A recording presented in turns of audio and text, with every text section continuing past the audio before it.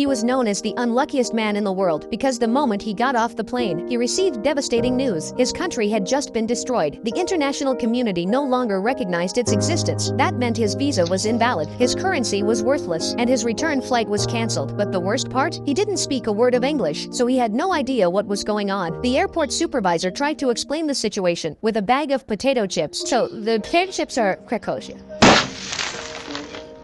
No more Krakosia. Turns out, a coup had taken place in Victor's home country just the night before. Until the new government was officially recognized, he technically didn't belong anywhere, and just like that, Victor was trapped inside the airport. He couldn't go home, and he wasn't allowed to enter the United States either. With no money, no legal status, and nowhere to go, he slept on chairs pushed together to make a bed, ate free snacks from airport counters, and even found a place to shower. Then one day, the airport supervisor Frank saw something strange on security footage. Victor was walking through the terminal in a bathrobe. Frank was furious. He was in the middle of applying for a major promotion, and the last thing he needed was a homeless man in a bathrobe ruining the airport's image. So he offered Victor a way out. At noon today, Frank said, the security guards switched shifts for 5 minutes. No one will be at the main door. That's your chance to walk out. What he didn't say was that if Victor stepped outside, he'd be arrested for illegal entry, and Frank could wash his hands of the problem. Victor didn't fully understand, but he got the idea. At noon, Frank watched from the surveillance room. The guards left. Everything was in place, but Victor didn't move. He stood frozen at the exit. Then Frank noticed Victor was looking straight at the security camera, so Frank turned it away. Too late. Victor had already ducked out of frame, and when Frank tried to turn the camera back to check, Victor popped his face right into the lens. Wait.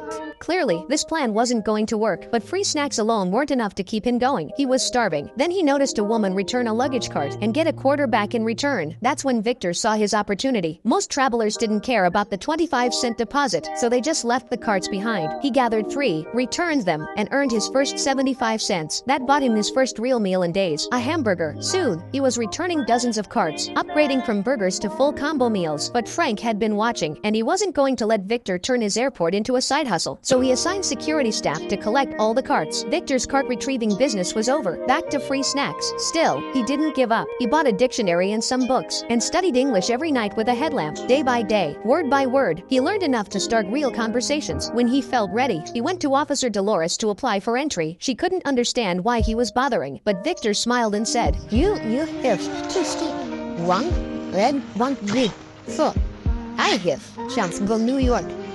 50-50. What he meant was, as long as he kept trying, he had a shot. Frank, meanwhile, was still keeping tabs on him. He figured Victor would eventually get desperate and do something illegal. Then he'd finally have a reason to get rid of him. But that night, something unexpected happened. A food delivery guy named Enrique brought Victor dinner. Why? Because Enrique had a crush on Officer Dolores, but was too shy to talk to her. He saw Victor chatting with her every day and came up with a deal. You help me win her heart, and you'll never go hungry again. Victor agreed. From then on, he talked to Dolores daily, not to apply for entry, but to find out everything she liked. Then he'd report back to Enrique, who rewarded him with meals from the VIP lounge. It worked out perfectly for both of them. During this time, Victor's English improved even more. He was finally fluent. Thanks to Victor's help, Enrique learned everything about Dolores, and Dolores started noticing Enrique too. Eventually, he worked up the courage to ask her out. He showed up in his best suit, nervous but hopeful, and when Dolores arrived, she held out her hand, showing she felt the same. They got married right there at the airport. It was simple, but unforgettable. Travelers clapped. Strangers cheered. That little wedding car became a symbol of love and hope for everyone who saw it. Watching it all, Victor realized he couldn't rely on Enrique forever. He needed a job, but no store in the airport would hire him. No ID, no phone number, nothing. At the last shop, the manager told him, even if I wanted to hire you, how would I reach you without a phone number? Victor took that as hope. He ran outside, memorized the number of a public phone, and gave it to the manager. The guy pretended he'd call. Victor waited all night. No food, no bathroom breaks. He just stood there, waiting. Eventually,